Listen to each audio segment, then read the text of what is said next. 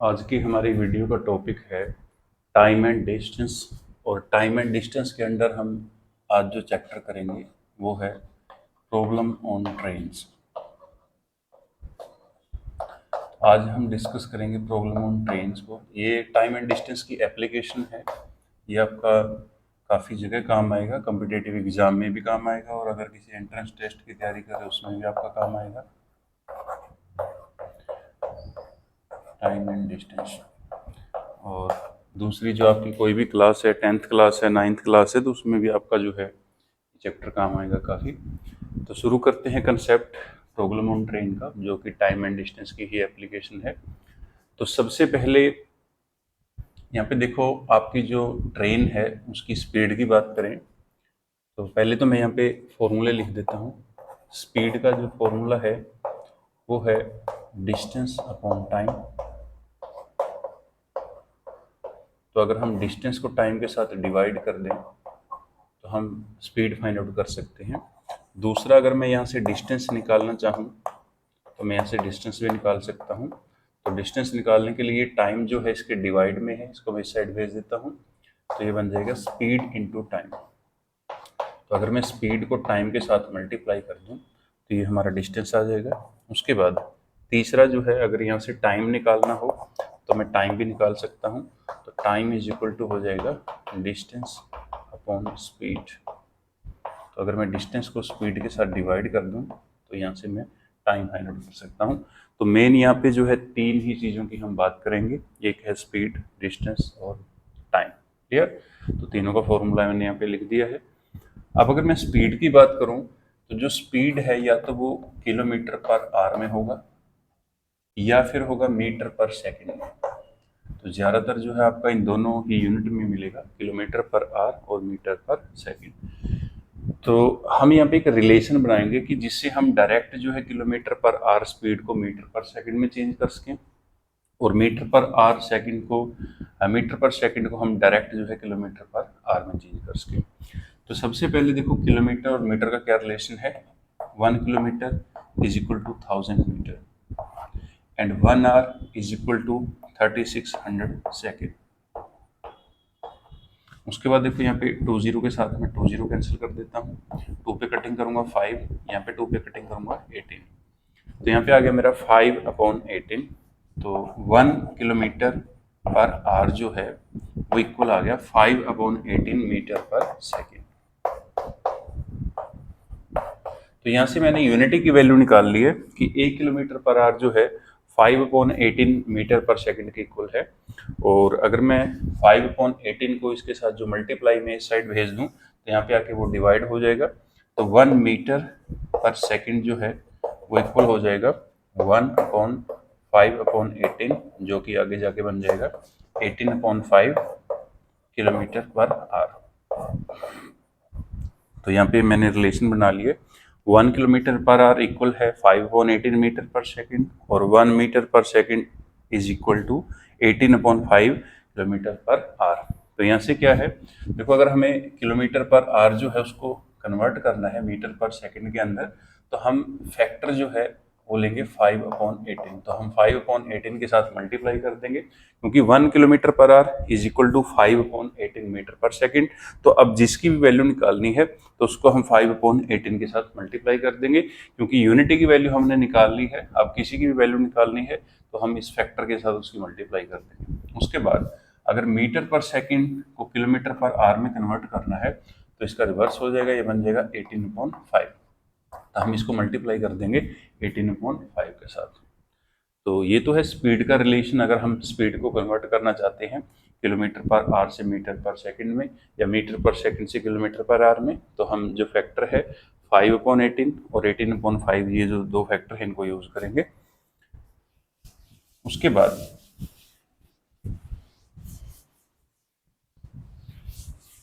Next है हमारा train का कंसेप्ट। समझते हैं कि ट्रेन का क्या कंसेप्ट है।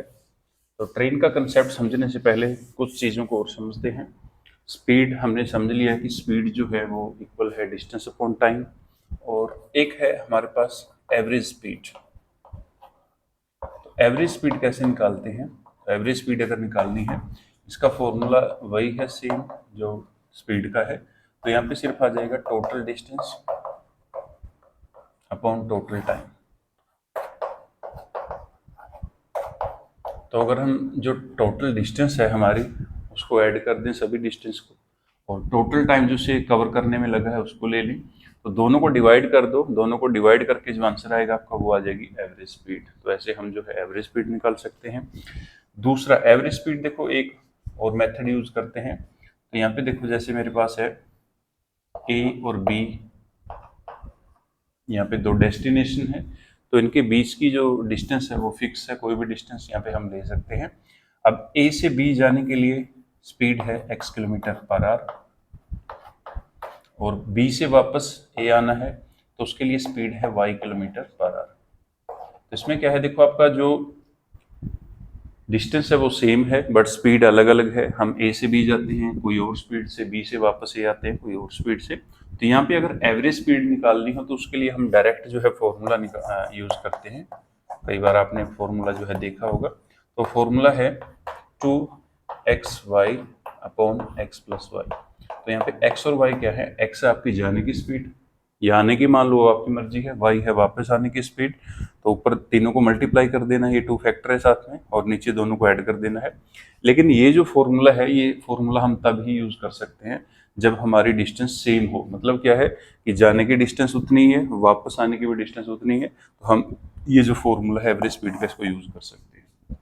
बट अगर आपकी जो डिस्टेंस है वो वेरी कर रही है, जैसे मान लो मैं पहले ए से बी गया तो कुछ डिस्टेंस कुछ स्पीड थी मेरी, फिर मैं बी से सी गया तो यहाँ पे कुछ और स्पीड थी मेरी, उसके बाद फिर सी से मैं वापस ए आया तो यहाँ पे कुछ और स्पीड थी। तो यहाँ पे हम ये जो फॉर्मूला है यूज नहीं कर सकते। तो इस फॉर्मूले को हम तभी यूज कर सकते हैं जब आपकी जो डिस्टेंस है वो सेम है, जाने की डिस्टेंस भी वही है, वापस आने की भी डिस्टेंस वही है, तो हम ये डायरेक्ट फॉर्मूला यूज कर सकते हैं। अदरवाइज आप कौन सा फॉर्मूला यूज कर सकते हो, तो एवरेज स्पीड का जो फॉर्मूला है total distance upon total time, इसको हम यूज कर सकते हैं। नेक्स्ट था, स्पीड की बात हमने कर ली, एवरेज स्पीड की बात हमने कर ली, अब है रिलेटिव स्पीड।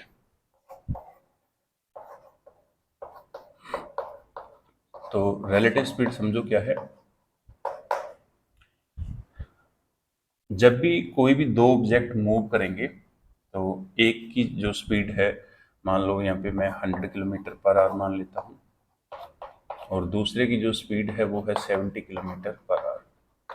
और यहाँ पे दो केस बनेंगे टोटल, दो ऑब्जेक्ट आपके मूव कर रहे हैं तो दोनों की रिलेटिव स्पीड निकालनी है। तो यहाँ पे देखो अगर दोनों की डायरेक्शन सेम है, दोनों एक ही डायरेक्शन में जा रहे हैं, एक ही दिशा में जा रहे हैं, तो यहाँ पे जो रिलेटिव स्पीड है वो क्या होगी, वो हम जो फास्टर ऑब्जेक्ट है, जो फास्टर आपका स्पीड है उसमें से स्लोअर स्पीड को माइनस कर देंगे। तो यहाँ पे आ गया हमारा 100 माइनस 70, तो 100 माइनस 70 आ गया 30 किलोमीटर पर आवर।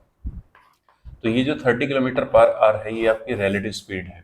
तो अगर दोनों ऑब्जेक्ट आपके सेम डायरेक्शन में मूव करेंगे तो उसमें क्या होगा कि फास्टर में से स्लोअर को माइनस कर दो, तो जो आपका डिफरेंस आएगा वो आपका है रिलेटिव स्पीड। दूसरा केस है, अगर दो ऑब्जेक्ट जो हैं अपोजिट डायरेक्शन में मूव कर रहे हैं, जैसे ये ऑब्जेक्ट मेरा है 60 किलोमीटर पर आवर की स्पीड से मूव कर रहा है, और दूसरा जो ऑब्जेक्ट है वो मेरा 40 किलोमीटर पर आवर की स्पीड से मूव कर रहा है, लेकिन दोनों की डायरेक्शन अपोजिट है, उल्ट दिशा में दोनों मूव कर रहे हैं, तो यहाँ पे रिलेटिव स्पीड ऐड हो जाएगी। तो यहाँ पे रिलेटिव स्पीड बन जाएगी 60 + 40 = 100 किलोमीटर पर आवर। तो अगर आपके जो ऑब्जेक्ट हैं वो अपोजिट डायरेक्शन में मूव करेंगे तो उस केस में दोनों की जो स्पीड है उसको ऐड कर देना है, तो रिलेटिव स्पीड यहाँ पे बन जाएगी 100 किलोमीटर पर आवर। और अगर दोनों सेम डायरेक्शन में है तो फास्टर में से स्लोअर को माइनस कर दो, तो जो डिफरेंस आएगा वो आपका रिलेटिव स्पीड है।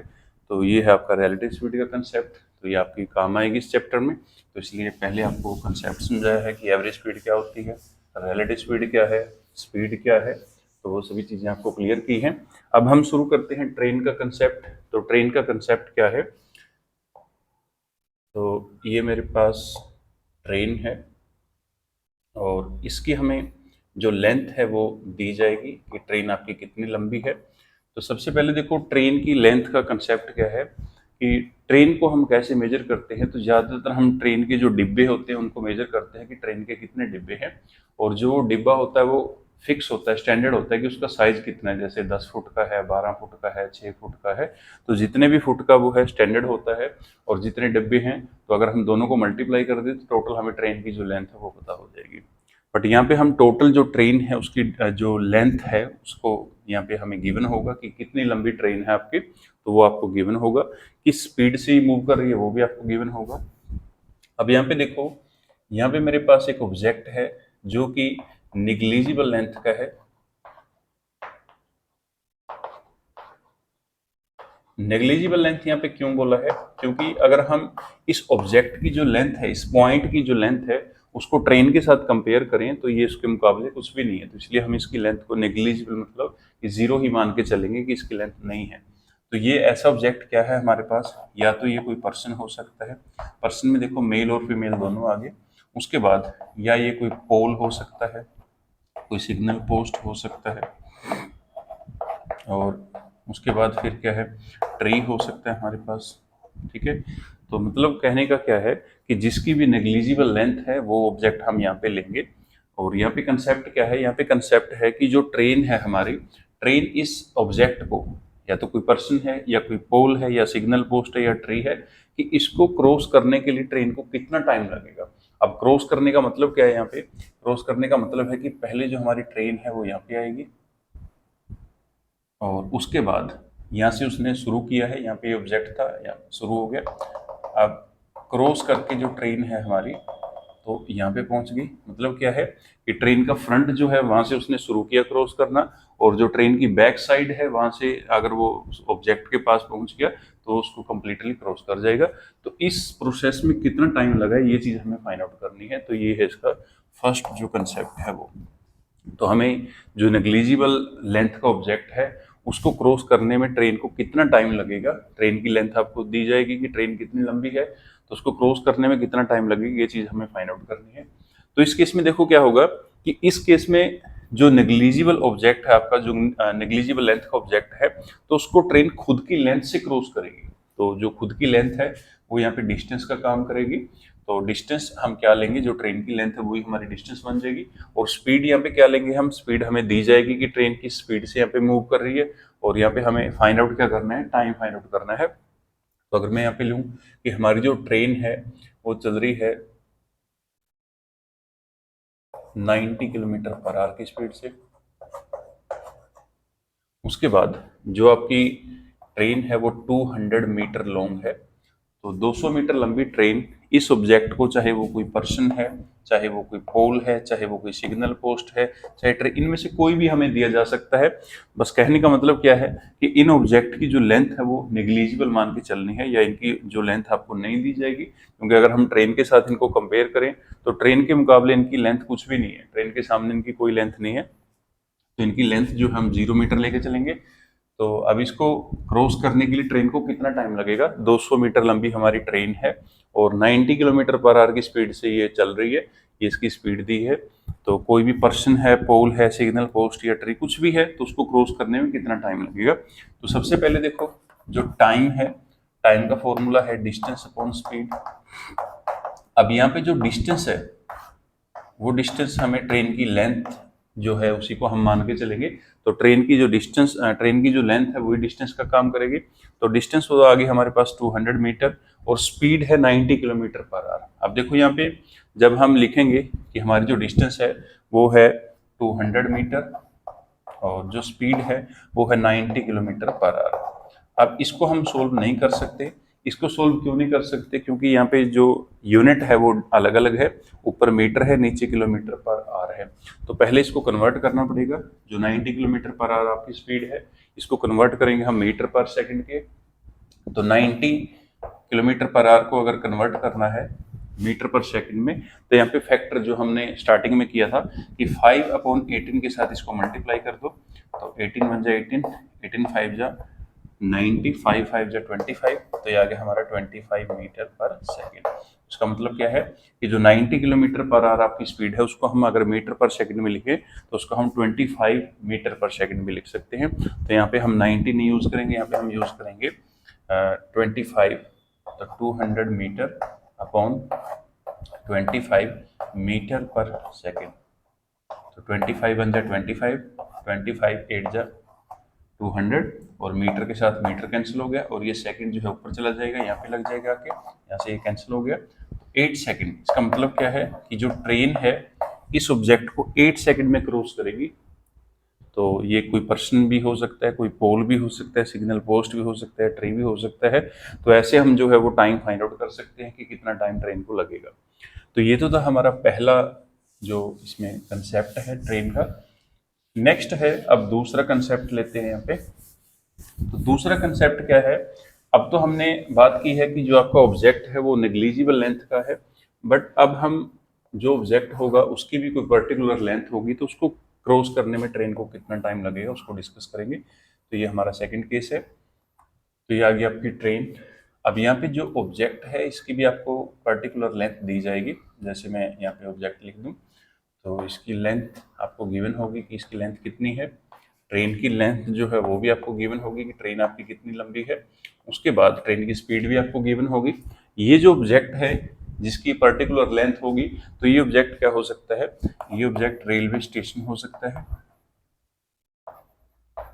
रेलवे प्लेटफॉर्म, कोई स्टेशन हो सकता है, कोई ब्रिज हो सकता है, टनल हो सकती है, या ट्रेन जो है स्टैंडिंग पोजीशन में वो हो सकती है। खड़ी ट्रेन है, अगर कोई भी ट्रेन जो है वो स्टैंडिंग पोजीशन में है तो वो भी हो सकती है। उसके बाद कोई और भी जो ऑब्जेक्ट है वो भी हम यहाँ पे कंसिडर कर सकते हैं, बट उसकी जो पर्टिकुलर लेंथ है कोई फिक्स लेंथ होनी चाहिए। तो उसको क्रॉस करने के लिए ट्रेन को कितना टाइम लगेगा। अब यहाँ पे देखो, इसको क्रॉस करने का मतलब क्या है कि पहले जो ट्रेन है आपकी यहाँ से स्टार्ट करेगी, तो ये ट्रेन का फ्रंट है और ये यहाँ पे देखो इसका फ्रंट है। तो यहाँ से ट्रेन ने शुरू किया और क्रॉस करने के बाद हमारी जो ट्रेन है वो यहाँ पे पहुंच गई। इस मोमेंट में ट्रेन को कितना टाइम लगा, तो ये चीज हमें यहाँ पे फाइंड आउट करनी है कि इसमें ट्रेन को कितना टाइम लगेगा। तो सबसे पहले देखो, एक तो ट्रेन जो है इस डिस्टेंस को कवर कर गई है, और दूसरा जो है जो खुद की इसकी लेंथ है उसको भी इसने कवर किया है। तो कहने का मतलब क्या है, यहाँ पे टोटल डिस्टेंस ट्रेन ने कितनी कवर की है, एक तो इस ऑब्जेक्ट की जो लेंथ है और दूसरी ट्रेन की खुद की लेंथ। तो दोनों को अगर हम ऐड कर दें तो ट्रेन ने टोटल इतने डिस्टेंस को क्रॉस किया है यहाँ पे। तो यहाँ पे हम जो डिस्टेंस है दोनों ऑब्जेक्ट की ऐड कर देंगे तो वो हमारा टोटल डिस्टेंस बन जाएगा, और स्पीड हमें दी जाएगी कि ट्रेन की स्पीड कितनी है। तो यहाँ से हम टाइम जो है फाइंड आउट कर सकते हैं। तो यहाँ पे आपका जो है रेलवे प्लेटफॉर्म है, स्टेशन है, ब्रिज है, टनल है, या ट्रेन है स्टैंडिंग पोजीशन में, तो उसको क्रॉस करेंगे अब हम। तो इस ऑब्जेक्ट की जो लेंथ है वो है मेरे पास 150 मीटर, और ये जो ऑब्जेक्ट है, ये ट्रेन जो है, ट्रेन की लेंथ है हमारे पास 100 मीटर, और ट्रेन की जो स्पीड है, तो ट्रेन की स्पीड है हमारे पास 72 किलोमीटर पर आवर। तो हमारी जो ट्रेन है वो 72 किलोमीटर पर आवर की स्पीड से मूव कर रही है। यहाँ पे ऑब्जेक्ट है एक 150 मीटर लॉन्ग, और हमारी जो ट्रेन है वो 100 मीटर लॉन्ग है। तो इस ऑब्जेक्ट को, ये चाहे कोई रेलवे प्लेटफॉर्म है, चाहे स्टेशन है, या फिर ब्रिज है, या टनल है, या ट्रेन है जो स्टैंडिंग पोजीशन में है, तो इसको क्रॉस करने के लिए ट्रेन को कितना टाइम लगेगा। तो सबसे पहले टाइम का जो फॉर्मूला है, टाइम का फॉर्मूला है डिस्टेंस अपॉन स्पीड। तो time is equal to distance. अब यहाँ पे डिस्टेंस, डिस्टेंस एक तो देखो हमें 150 जो है ये क्रॉस करनी है, और एक ये जो 100 मीटर है ये क्रॉस करनी है। तो टोटल दोनों डिस्टेंस को हम ऐड कर देंगे, तो 150 प्लस 100, ये आपकी आ गई टोटल डिस्टेंस। और स्पीड जो है, स्पीड है हमारे पास 72 किलोमीटर पर आवर। अब यहाँ पे देखो, ऊपर जो आपकी डिस्टेंस है वो मीटर में है और स्पीड आपकी है किलोमीटर पर आवर। तो यहाँ पे दोनों की जो यूनिट है वो सेम रखनी पड़ेगी। तो टाइम इज इक्वल टू, दोनों को ऐड करेंगे, 250 मीटर बन गया। उसके बाद जो 72 है इसको हम कन्वर्ट करेंगे मीटर पर सेकंड में। तो इसको हम जो फैक्टर है 5/18 उसके साथ मल्टीप्लाई कर देंगे। तो 18 बन जाए 18, 18 4 जा 72, 4 5 जा 20। तो ये बन गया हमारा 20 मीटर पर सेकेंड। यहाँ पे हम लिखेंगे 20 मीटर पर सेकेंड।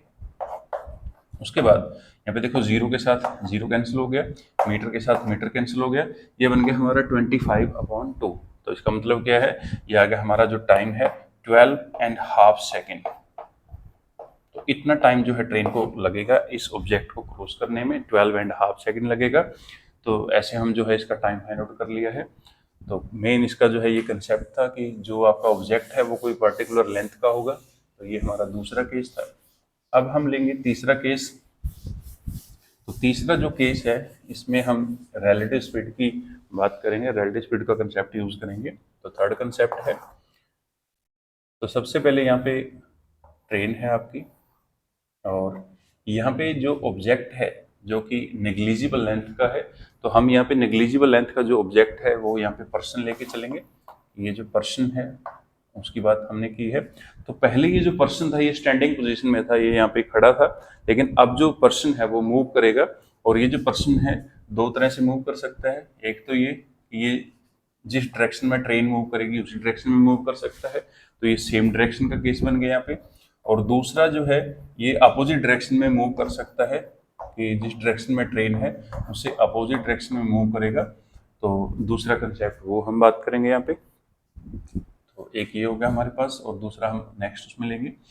तो जो व्यक्ति है वो 10 किलोमीटर पर आवर की स्पीड से यहाँ पे मूव कर रहा है, और यहाँ पे जो हमारी ट्रेन है वो 100 किलोमीटर पर आवर की स्पीड से मूव कर रही है। तो सबसे पहले देखो, जब दोनों सेम डायरेक्शन में चलेंगे, दोनों सेम डायरेक्शन में यहाँ पे मूव करेंगे, तो हमारी जो ट्रेन है उसकी स्पीड ज़्यादा है, तो ट्रेन जो है व्यक्ति से आगे निकल जाएगी। बट वो कितनी स्पीड से आगे निकलेगी वो चीज़ हम देखेंगे यहाँ पे। तो ट्रेन की जो आपकी यहाँ पे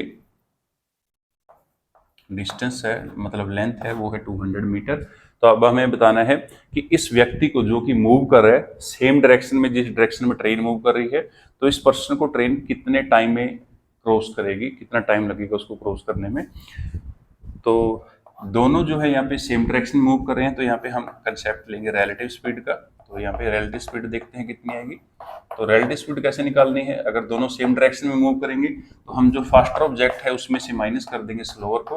तो 100 माइनस 10 ये आ गया हमारा 90 किलोमीटर पर आवर। इसका मतलब क्या है कि जो ट्रेन है उसकी रिलेटिव स्पीड कितनी है, 90 किलोमीटर पर आवर। अब देखो, जब हमने जो पर्सन है उसकी स्पीड ट्रेन में से माइनस कर दी, तो ट्रेन को हमने स्लो डाउन कर दिया। ट्रेन अब 100 से नहीं मूव करेगी, ट्रेन मूव करेगी 90 किलोमीटर पर आवर से। तो ट्रेन की स्पीड हम लेंगे 90 किलोमीटर पर आवर, ये 100 हम नहीं लेंगे अब। और जब हमने इसकी स्पीड को इसमें से माइनस कर दिया, तो ये जो व्यक्ति है, ये जो पर्सन है, इसको हम स्टैंडिंग पोजीशन में मान सकते हैं, क्योंकि इसकी स्पीड जो है हमने जीरो कर दी और इसकी स्पीड हमने माइनस करके कम कर दी है। तो ये ऑब्जेक्ट आपका जो है जीरो स्पीड पे चल रहा है, मतलब ये स्टैंडिंग पोजीशन में आ गया। अब स्टैंडिंग पोजीशन में अगर आ गया तो इसको क्रॉस करने के लिए ट्रेन को क्या करना पड़ेगा, पहले ट्रेन जो है यहाँ पे आएगी और क्रॉस करके जो ट्रेन है हमारी यहाँ पे पहुंच जाएगी। तो ये वही कंसेप्ट है जो हमने सबसे पहला कंसेप्ट किया था। तो इसको क्रॉस करने के लिए ट्रेन को जो खुद की लेंथ है उसी को कवर करना पड़ेगा। तो इस लेंथ को कवर करने के लिए कितना टाइम लगेगा, ये चीज हमें यहाँ पे फाइंड आउट करनी है। तो सबसे पहले 90 किलोमीटर पर आवर को मैं चेंज कर लेता हूँ मीटर पर सेकंड। तो इसको 5/18 के साथ मैं मल्टीप्लाई कर देता हूँ। 18 1 18, 18 5 90, 5 5 25, तो ये आ गया 25 मीटर पर सेकंड। क्लियर। उसके बाद फिर क्या करना है, अब इसको क्रॉस करने के लिए ट्रेन को टोटल जो डिस्टेंस कवर करनी है वो है 200 मीटर। ट्रेन की जो लेंथ है वो यहाँ पे डिस्टेंस का काम करेगी, और स्पीड जो है वो हम लेंगे 25 मीटर पर सेकंड। ये हमारी रिलेटिव स्पीड है, तो उसको हमने कन्वर्ट कर लिया है मीटर पर सेकंड में। मीटर के साथ मीटर कैंसिल हो गया, 25 1 जा 25, 25 8 जा 200, तो सेकंड जो है ऊपर चला जाएगा, तो ये बन गया 8 सेकंड। तो इसका मतलब क्या है कि जो ट्रेन है उसको टोटल 8 सेकंड का टाइम लगेगा उस व्यक्ति को क्रॉस करने के लिए। तो ये था हमारा पहला केस जो है व्यक्ति के साथ, कि जो व्यक्ति है अगर सेम डायरेक्शन में मूव करेगा तो उसको ट्रेन जो है कितनी देर में, कितने टाइम में क्रॉस कर सकती है। नेक्स्ट अगर हम दूसरा कंसेप्ट लें, तो अब क्या होगा, जो व्यक्ति है वो अपोजिट डायरेक्शन में मूव करेगा।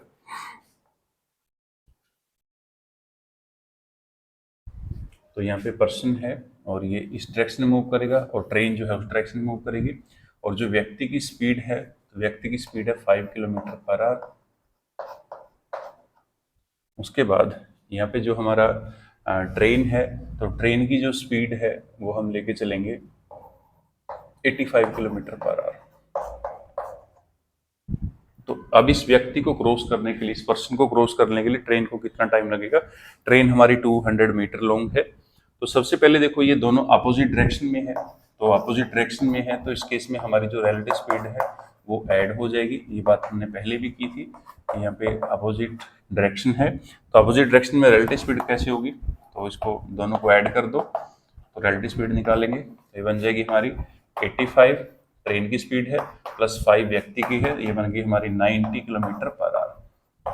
और 90 किलोमीटर पर आवर को अगर हम कन्वर्ट करें मीटर पर सेकंड में तो ये 5/18 के साथ मल्टीप्लाई होगा, 18 1 18, 18 5 90, 5 5 25 मीटर पर सेकंड। तो ये आगे स्पीड हमारी 25 मीटर पर सेकंड। क्लियर।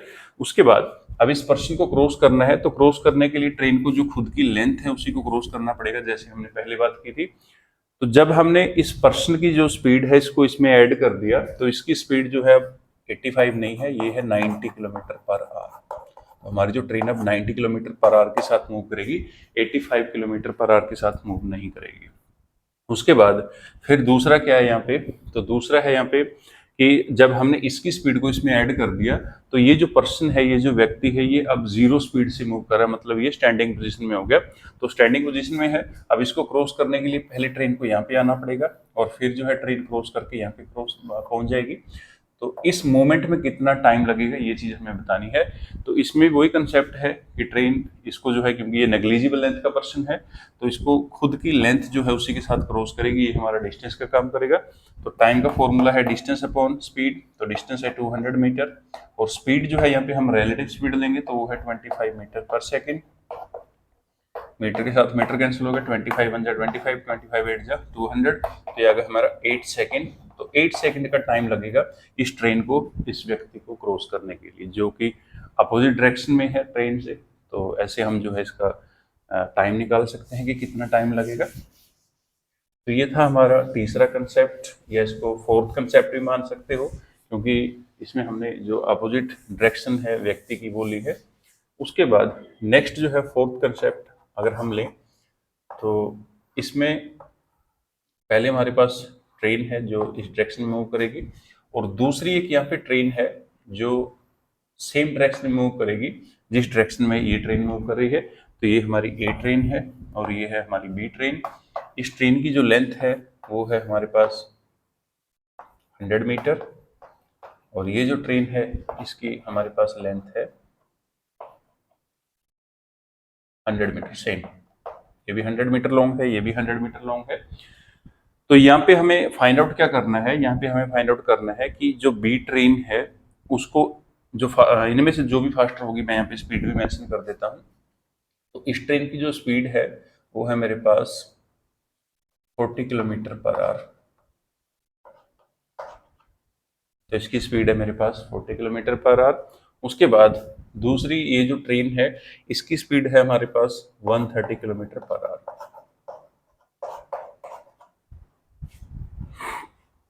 अब दोनों देखो सेम डायरेक्शन में मूव कर रही हैं, तो फास्टर ट्रेन ये है हमारी और स्लोअर ट्रेन ये है। तो जो फास्टर ट्रेन है वो स्लोअर ट्रेन को कितने टाइम में क्रॉस करेगी, ये यहाँ पे कंसेप्ट है।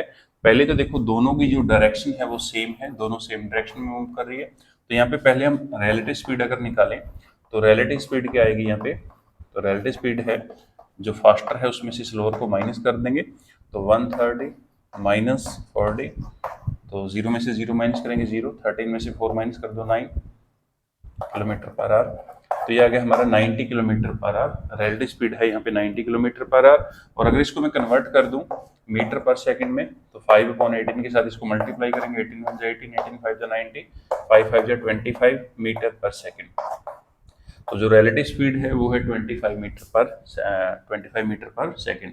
अब इस ट्रेन को क्रॉस करने के लिए ये जो ट्रेन है पहले यहाँ पे आएगी और उसके बाद जो है क्रॉस करने के बाद ये जो ट्रेन है यहाँ पे पहुंच जाएगी। तो इस मोमेंट में कितना टाइम लगा है, तो यहाँ पे सबसे पहले डिस्टेंस देखो कितनी क्रॉस करनी है।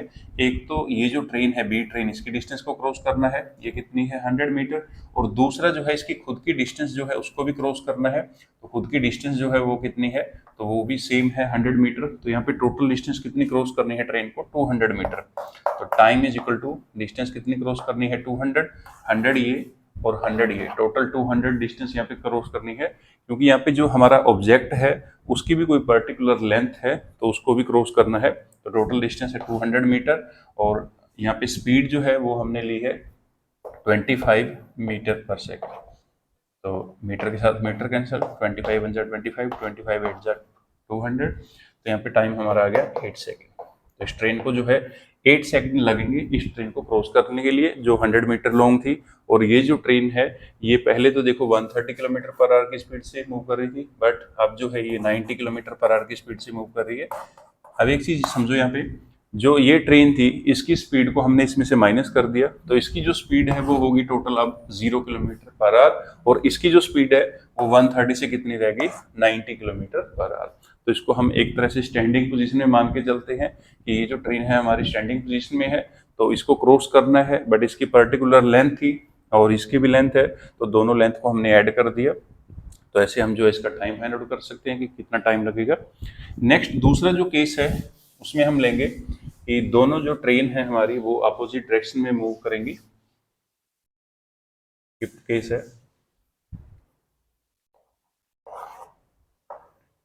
तो ये है हमारी ए ट्रेन, ये इस डायरेक्शन में मूव करेगी, और दूसरी जो है यहाँ पे मेरे पास है बी ट्रेन, ये ट्रेन जो है इस डायरेक्शन में मूव करेगी, दोनों की डायरेक्शन अपोजिट है।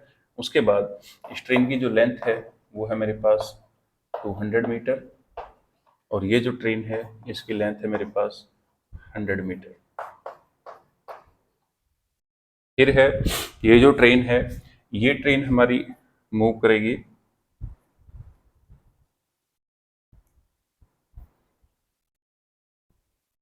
18 किलोमीटर पर आवर की स्पीड से, और ये जो ट्रेन है ये ट्रेन मूव कर रही है 54 किलोमीटर पर आवर की स्पीड से। तो अब हमें बताना है यहाँ पे कि दोनों ट्रेन जो है एक दूसरे को कितने टाइम में क्रॉस करेंगी। तो सबसे पहले देखो ये ट्रेन 200 मीटर लॉन्ग है, ये 100 मीटर लॉन्ग है, दोनों अपोजिट डायरेक्शन में मूव कर रही है। तो पहले तो अगर अपोजिट डायरेक्शन में मूव कर रही है तो यहाँ पे हम रिलेटिव स्पीड फाइंड आउट करेंगे। तो रिलेटिव स्पीड कितनी होगी यहाँ पे 54 प्लस 18, तो दोनों को ऐड कर दो, तो दोनों को ऐड करेंगे ये बन गया हमारा 72 किलोमीटर पर आवर।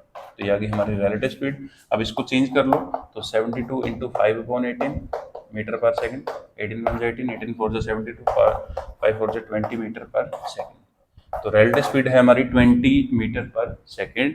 उसके बाद यहाँ पे इसको क्रॉस करना है, तो पहले इसको क्रॉस करने के लिए जो फास्टर ट्रेन है यहाँ पे आएगी, और क्रॉस करने के बाद ये जो ट्रेन है हमारी यहाँ पे पहुंच जाएगी। तो इस मूवमेंट में इसको टोटल कितना टाइम लगा ये चीज फाइंड आउट करनी है। तो दोनों की जो डिस्टेंस है उसको हम ऐड कर देंगे, तो ये बन जाएगा हमारा 100 प्लस 200 डिवाइड में स्पीड जो है, स्पीड हम लेंगे 20 मीटर पर सेकंड जो हमारी रिलेटिव स्पीड है। उसके बाद दोनों को ऐड करेंगे तो ये बन जाएगा 300 मीटर, और स्पीड है यहाँ पे 20 मीटर पर सेकंड। जीरो के साथ जीरो कैंसिल, मीटर के साथ मीटर कैंसिल, 2 1 2 2 1 2 2 5 10। तो यहाँ पे टाइम आ गया टोटल 15 सेकंड। इसका मतलब क्या है कि जो 54 किलोमीटर पर आवर की स्पीड से ट्रेन मूव कर रही थी वो 18 किलोमीटर पर आवर की स्पीड वाली ट्रेन को 15 सेकंड में क्रॉस करेगी। तो यहाँ पे हमने रिलेटिव स्पीड ली थी 72 किलोमीटर पर आवर। अब एक चीज देखो, जब जो स्लोअर ट्रेन है उसकी स्पीड को हमने फास्टर ट्रेन की स्पीड में ऐड कर दिया, तो अब इस ट्रेन की स्पीड जो है वो इंक्रीज होगी, और इस ट्रेन की जो स्पीड है वो 0 होगी, क्योंकि इसकी स्पीड को हमने उसमें ऐड कर दिया, तो वो हमने फास्टर मूव कर दी, और इसको हम स्टैंडिंग पोजीशन में मान के चलेंगे। तो अगर ये ट्रेन हमारी जो है स्टैंडिंग पोजीशन में है, तो अब ये सबसे दूसरा जो कंसेप्ट हमने किया था वही कंसेप्ट बन गया कि ये कोई ऑब्जेक्ट है, जो हमने बताया था कि ट्रेन भी हो सकती है, प्लेटफॉर्म भी हो सकता है, स्टेशन भी हो सकता है, ब्रिज भी हो सकता है, टनल भी हो सकता है। तो उसको क्रॉस करने के लिए इसको कितना टाइम लगेगा, तो वो जो टाइम है वो सेम कंसेप्ट हमने यहाँ पे यूज किया है। बस इसमें क्या है कि इसमें आपका जो ऑब्जेक्ट है पहले मूव कर रहा था, तो उसकी स्पीड को हमने दूसरी स्पीड में ऐड कर दिया, तो उसको हमने एक तरह का स्टैंडिंग पोजीशन में कर दिया। तो ऐसे हम जो है इसको फाइंड आउट कर सकते हैं। तो ये था हमारा इसका फिफ्थ कंसेप्ट। तो अगर आपको ये सारे के सारे जो कंसेप्ट हैं समझ में आ गए, तो इस चैप्टर को आप आसानी से जो है सोल्व कर सकते हो। तो इसके जो क्वेश्चन हैं वो आप सोल्व करके देख सकते हो। नेक्स्ट जो वीडियो लेके आएंगे उसमें क्वेश्चन भी हम लेके आएंगे, तो क्वेश्चन को भी डिस्कस करेंगे। तो इसमें हमने ट्रेन का कंसेप्ट समझाया आपको कि ट्रेन का कंसेप्ट क्या होता है, और उसके जो क्वेश्चन है उसको आप कैसे सोल्व कर सकते हो। तो मिलते हैं नेक्स्ट वीडियो में, कुछ क्वेश्चन को प्रैक्टिस करते हैं। Thanks for watching.